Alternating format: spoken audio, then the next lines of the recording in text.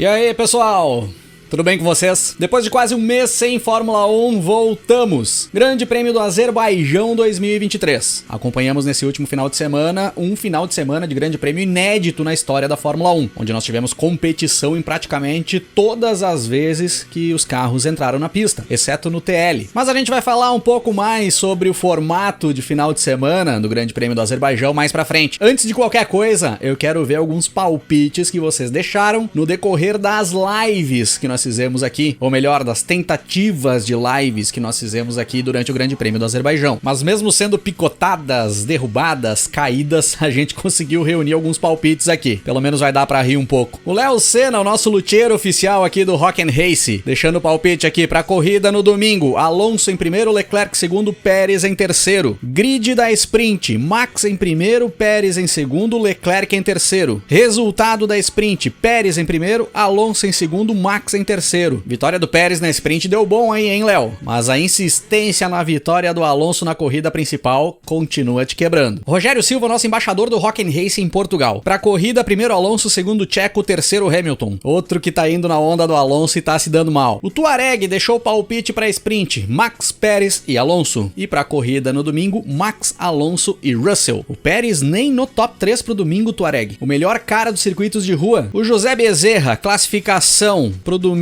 Max, Pérez e Leclerc. Sprint shootout, classificação da corrida sprint, Max, Pérez e Alonso. Corrida sprint, Max, Pérez e Leclerc. Corrida principal, Max, Pérez e Alonso. Já nem lembro mais o que eu li lá no início. Ah, mas tu errou praticamente tudo aqui, José. Nem vou reler esse palpite. Porra! O Vini Klaus, a Taylor mexeu no switch do Alonso. Iveson Martins, tomara que o Leclerc consiga terminar esse fim de semana na linha de chegada, pelo menos. O Dalmiro Filho, mestre dos palpites aqui do Rock and Race. Cris, não é nem um palpite, é uma premonição. Pra corrida, Checo em primeiro, Alonso em segundo, Russell em terceiro. Acertou a vitória do Checo aí, hein, Dalmiro? Mas Alonso em segundo e Russell em terceiro. Melhor volta, Checo. Errou. Bônus, batida, Max e Leclerc. Errou. Não precisa agradecer, Cris. Nem tem o porquê, né, Dalmiro? Ah, não, aí não. E a Camila Roberto deixou aqui. Cris, meu amor, começou bem demais. Printa isso aqui e põe no vídeo dos comentários da corrida. Seu pedido é uma ordem, Camila. Quem vai ganhar essa bagaça vai ser o Checo. O cara é o rei da rua e ninguém tá preparado pra essa conversa. Camila, com aquele início de comentário ali, não tinha como dar errado.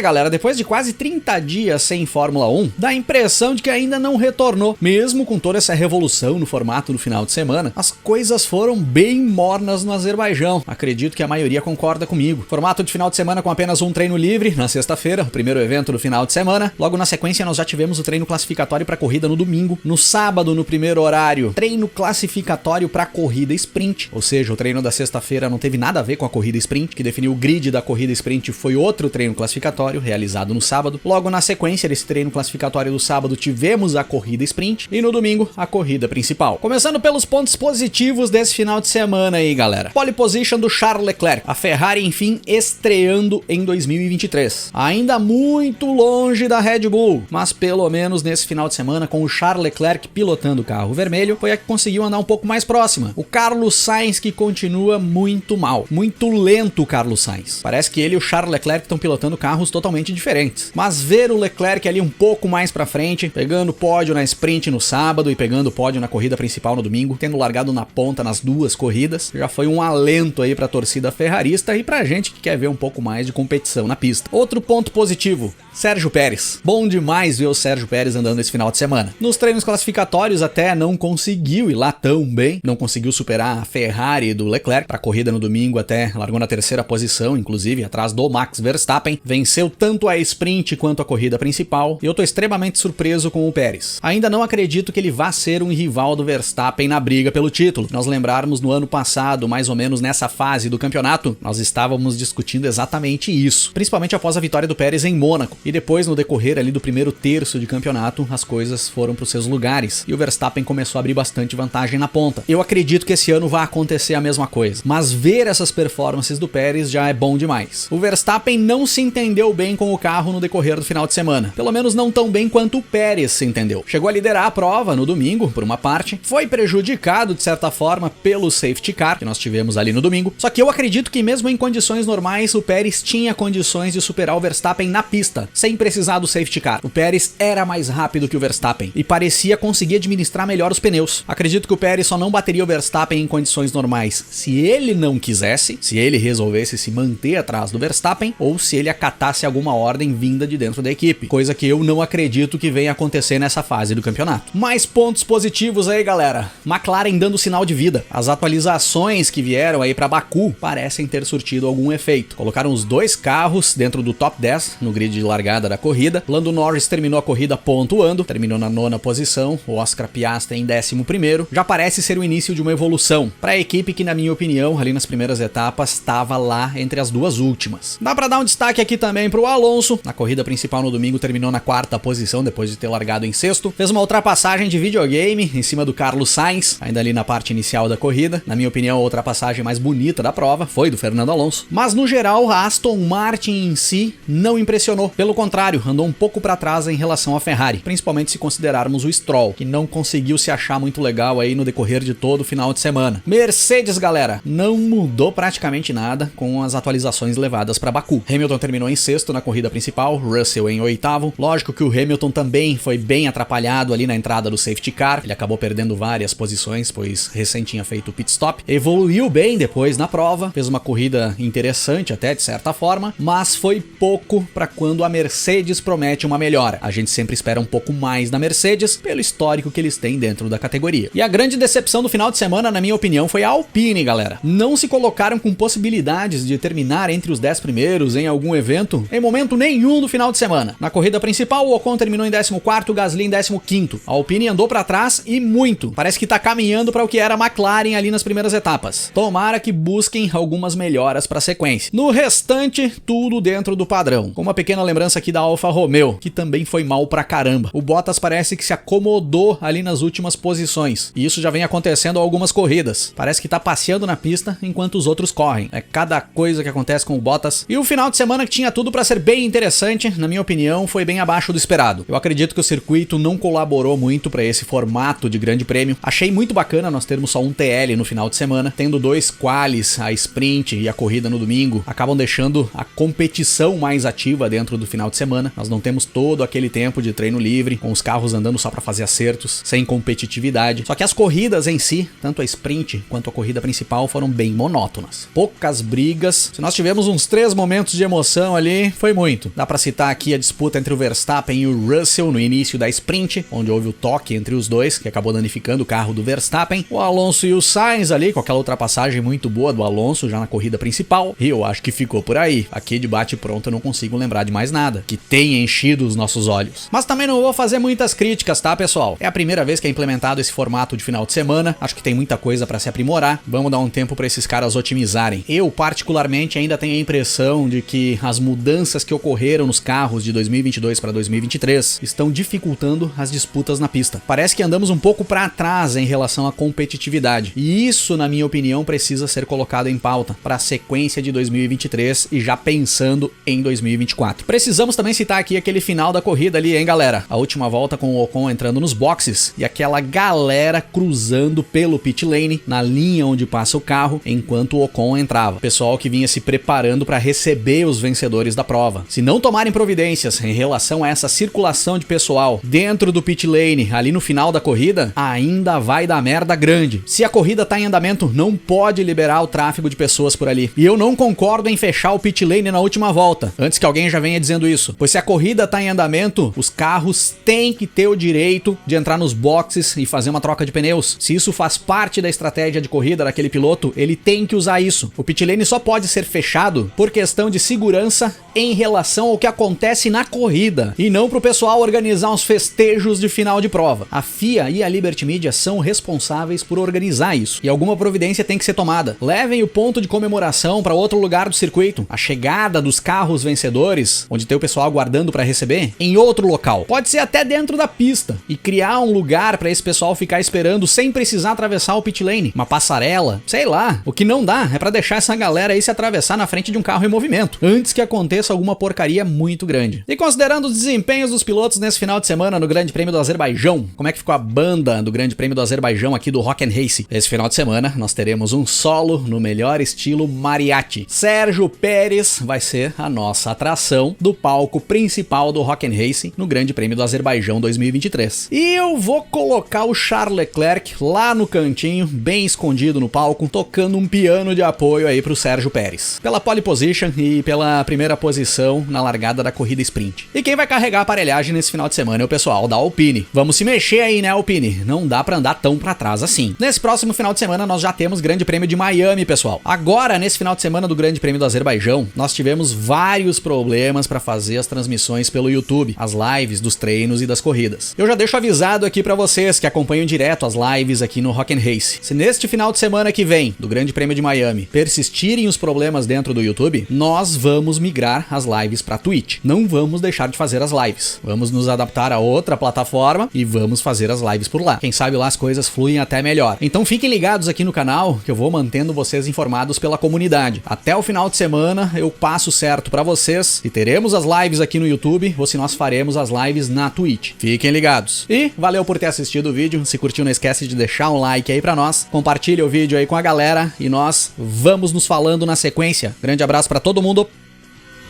Até mais.